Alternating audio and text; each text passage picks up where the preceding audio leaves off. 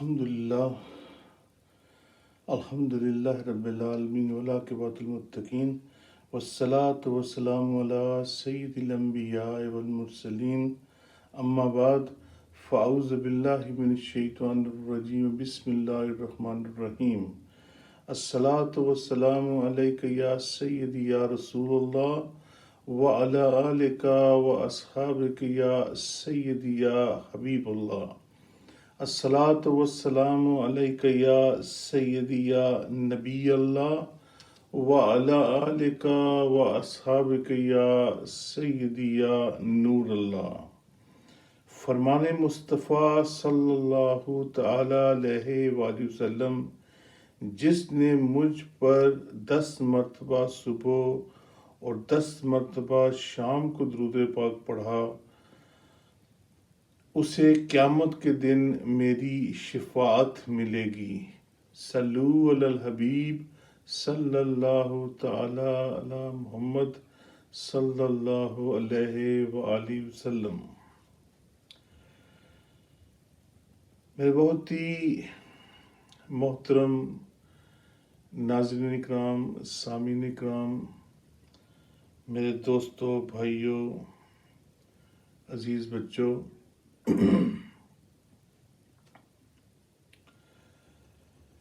قربانی کے ایام نزدیک آ رہے ہیں اور قربانی کے کچھ ضروری مسائل کا ہمیں معلوم ہونا ضروری ہے۔ جیسا کہ قربانی تو اس پر واجب ہے جو صاحب اصلاح رکھتا ہو، جس پر زکوٰۃ فرض ہے، اسی طرح اس پر قربانی بھی واجب ہے۔ بعض لوگ یہ کہتے ہیں کہ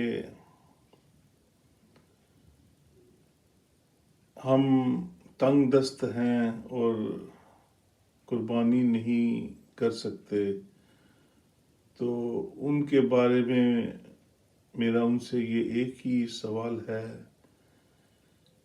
کہ جب کوئی مکان خریدنا ہو، کوئی بچے کی سالگرہ کرنی ہو، دوستوں کو بلانا ہو، پارٹیوں کا اہتمام کرنا ہو،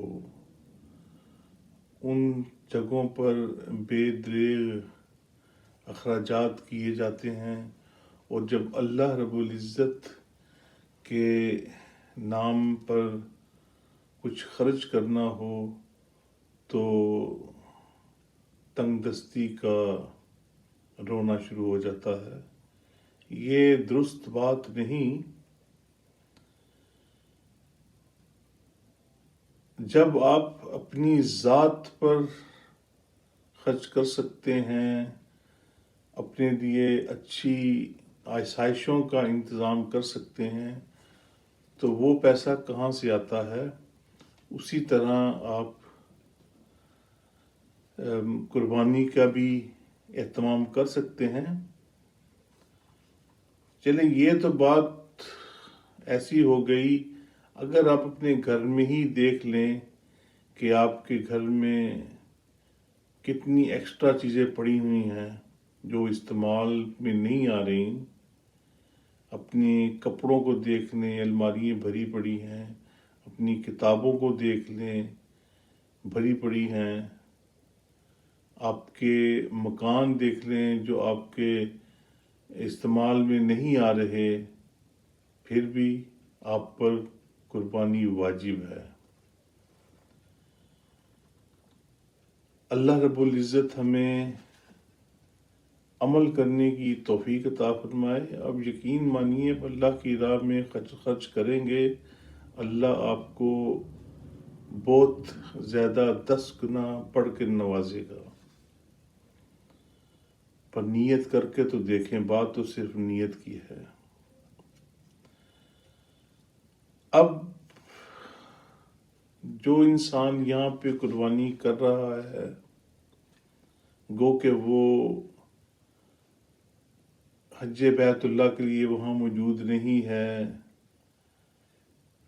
وہ احرام کے بغیر ہے، لیکن یہاں پہ وہ قربانی کر رہا ہے، تو قربانی اگر اس کے اوپر توفیق رکھتا ہے تو قربانی اس پر واجب ہے، اور وہ قربانی انشاءاللہ عز و جل کرے گا۔ اس کے ساتھ ساتھ حکیم الامت حضرت مفتی احمد یار خان علیہ رحمت الحنان ایک حدیث پاک کے تحت فرماتے ہیں کہ جب عشرہ آ جائے اور آپ میں سے کوئی قربانی کرنا چاہے تو اسے چاہیے کہ وہ اپنے بال اور جسم کی کھال اور ناخن نہ کاٹے، چاہے وہ آپ کی اسکن کے اوپر ڈیڈ اسکن ہوتی ہے جو اس کو بھی نہ کاٹے۔ یعنی جو امیر فقیر قربانی کا ارادہ کرے وہ نہ ناخن کاٹے نہ بال کاٹے، اور اگر اس نے قربانی کا ارادہ کر لیا ہے تو وہ ان چیزوں کو سے کاٹنے سے اجتناب کرے۔ یعنی ذوالحجہ کے چاند دیکھنے سے لے کر قربانی تک وہ ان چیزوں کو نہ، یعنی ناخن، بال اور جسم کی جو ڈیڈ سکن ہے اس کو نہ کاٹے۔ وہ اس لیے کہ ہم یہاں ہیں اور حاجی حرم میں موجود ہیں، اور ہمیں چاہیے کہ ہمیں ان کے ساتھ ان کی نقل کرنی چاہیے، ان کے ساتھ ہماری مشابہت ہو جائے کہ ہم ان جیسے بن جائیں۔ تو نبی پاک صلی اللہ تعالی علیہ وسلم کا فرمان ذیشان ہے کہ اچھے لوگوں کی نقل کرو، اچھے لوگوں کی نقل کرو کہ اس سے بھی ثواب ملتا ہے۔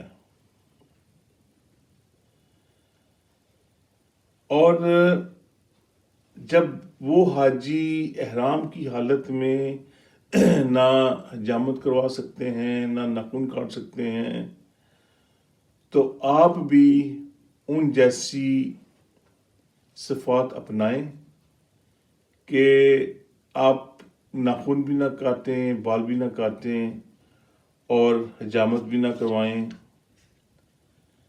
کہ تاکہ اچھوں کی مشابہت ہو سکے۔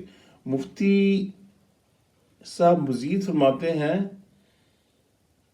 کہ بلکہ جو کوئی قربانی نہ بھی کرے، یعنی جو کوئی قربانی کی توفیق نہ رکھتا ہو، وہ بھی اس عشرے میں یعنی ذوالحجہ کے ابتدائی 10 ایام میں حجامت نہ کروائے اور نہ ہی ناخن کاٹے اور نہ ہی مردہ سکن یعنی ڈیڈ سکن بھی نہ کاٹے، یہ مستحب ہے۔ یعنی ایسا نہ کرنا مستحب ہے، ایسا عمل کرنا اچھا ہے۔ بقر عید کے دن عید کی نماز کے بعد حجامت کروائے، ناخن کٹوائے یا کاٹے، انشاءاللہ عز و جل قربانی کا ثواب ضرور پائے گا۔ میرے عزیز دوستو بھائیوں، ہمیں ایسی باتیں اپنانی چاہیے جو اچھی ہوں، مستحب ہوں، اس سے ہمیں فائدے ہی فائدے ملیں گے۔ باقی قربانی کر کے آپ سارا گوشت آپ اپنے پاس بھی رکھ سکتے ہیں، کوئی شریعت اس سے منع نہیں فرماتی کہ یہ قربانی کر کے آپ باہر تقسیم ہی کر دیں، لیکن یہ اچھی بات ہے کہ جو لوگ سارا سال گوشت نہیں کھاتے کم از کم ان کا خیال کیجئے، کیونکہ آپ تو سارا سال کھاتے ہی رہتے ہیں، آپ کو ایسی ضروریات، ایسی چیزیں مہیا ہوتی رہتی ہیں، تو ان لوگوں کا خیال کیجئے کہ جو لوگ ان چیزوں سے محروم رہتے ہیں، غربا کا خیال کیجئے، مسکینوں کو خیال کیجئے، اپنے رشتہ داروں میں سے دیکھیں، خیال کیجئے کہ قربانی ان کے لیے بھی، ان کو بھی گوشت پہنچائیں، اور یہ نہ ہو کہ ان کو ساری ہڈیاں پہنچا دیں، نہیں، ایسی بات نہیں ہے، سارے گوشت کو مکس کر لیں اور مکس کرنے کے بعد ان کو پھر تقسیم کریں۔ اور ایک ضروری بات وہ بھی یہ بھی ہے کہ بعض لوگ گوشت لینے کے عادی بن جاتے ہیں، وہ شاپر لے کے نکل پڑتے ہیں۔ اسلام شریعت یہ بھی کہتی ہے کہ اگر آپ کے پاس ایک وقت کا کھانا موجود ہے گھر میں تو مانگیں مت، اللہ پر توکل رکھیں۔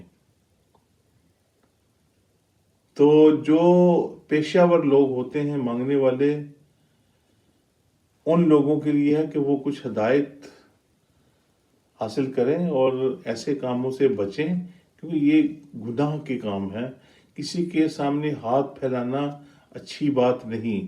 اللہ پر توکل رکھیں اور اللہ رب العزت آپ کو انشاءاللہ عز و جل عطا فرمائے گا، کیونکہ اللہ رب العزت کا یہ وعدہ ہے۔ اگر اللہ رب العزت ایک نان مسلم کو دے سکتا ہے، اللہ رب العزت ایک کیڑے کو 7 زمینوں نیچے دے سکتا ہے، تو بھائی میرے، ہم تو اشرف المخلوقات ہیں، ہم نے تو پیارے آقا صلی اللہ علیہ وسلم کا کلمہ پڑھا ہے، ہم تو پیارے آقا صلی اللہ علیہ وسلم کی امت سے ہیں، تو اللہ رب العزت ہمیں بھی انشاءاللہ دے گا، دے رہا ہے۔ تو کامل یقین رکھے اپنے اللہ عز و جل پر۔ یہ بھی دیکھنے میں آیا ہے کہ آپ لوگوں نے بھی دیکھا ہوگا کہ ٹھیک ہے، ہم اولیاء اللہ کو مانتے ہیں، ہم تمام انبیاء پر ایمان لاتے ہیں، یقین ہے، لیکن اگر کسی پہ سے یہ کہا جائے کہ بھی اب داتا علی حجویری، داتا صاحب کے روزے پر جا کر ہم کہیں کہ نہیں، داتا صاحب سے ہی لے کے جائیں گے اور یہی ہمیں دیں گے، تو ایسی بات نہیں، وسیلہ پیدا کرے، وسیلہ، وہ وسیلہ ہے، دے گا اللہ رب العزت ہی دے گا، دینے والی ذات پاک اللہ رب العزت ہی ہے۔ نبی پاک صلی اللہ علیہ وسلم کا وسیلہ پیش کریں اللہ رب العزت کے آگے، غوث اعظم کا وسیلہ پیش کریں اللہ رب العزت کے آگے، اپنے اولیاء کا وسیلہ پیش کریں، اپنے پیروں کا وسیلہ پیش کریں۔ کسی نے آپ کو دینا نہیں کہ تم آئے ہو تو یہ بس تو میرے پاس آتے رہو، تمہیں ہر چیز میں ہی دوں گا، نہیں، کوئی نہیں دے گا سوائے اللہ رب العزت کے۔ اللہ رب العزت سے آگے وسیلے بنے ہوئے ہیں۔ خواجہ معین الدین چشتی وہ وسیلہ ہیں، حضرت غوث اعظم وسیلہ ہیں، صحابہ کرام وسیلہ ہیں، آپ کے پیر و مرشد وسیلہ ہیں، نبی پاک صلی اللہ علیہ وسلم وسیلہ ہیں، یہ سب وسیلے ہیں۔ اور ان جب دعائیں مانگو تو ان کے وسیلوں سے دعائیں مانگیں۔ مانگنا ہے اللہ سے ہی مانگنا ہے، دینا ہے اللہ نے ہی دینا ہے۔ اللہ سے ڈائریکٹ مانگیں، عبادت کرتے ہیں اللہ کی بندگی کرتے ہیں، نماز پڑھتے ہیں اللہ رب العزت کے لیے کرتے ہیں، کسی کے لیے سجدہ نہیں کرتے ہم۔ تو اپنے آپ پہ کامل یقین رکھیں اور اپنا ایمان پختہ رکھیں اور اللہ رب العزت سے مانگیں، وسیلوں سے مانگیں، اللہ دے گا انشاءاللہ عز و جل۔ تو ہمیں یہ چاہیے کہ ہم جب ذکر اذکار کریں تو اللہ رب العزت سے شروع کریں، درود پاک پڑھیں، نبی پاک صلی اللہ علیہ وسلم کثرت سے درود پاک پڑھیں، کیونکہ نبی پاک صلی اللہ علیہ وسلم پر اللہ رب العزت اس کے ملائکہ درود پاک پڑھتے ہیں۔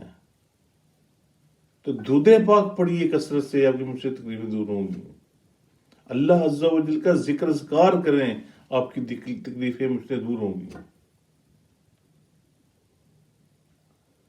تو بھائی میرے عزیز دوستو، بھائیوں دوستو، ہمیں چاہیے کہ ہم اپنا ایمان پختہ رکھیں، اپنے اللہ پر مکمل اعتماد کریں، مکمل یقین کریں کہ اللہ انشاءاللہ عز و جل ہماری مشکلیں دور فرمائے گا اور فرما رہا ہے۔ اور پیارے آقا صلی اللہ علیہ وسلم کے وسیلے پیش کریں، اللہ رب العزت بہت دے گا۔ اللہ رب العزت ہمیں سن کر عمل کی توفیق عطا فرمائے۔ وآخر دعوانا ان الحمد للہ رب العالمین۔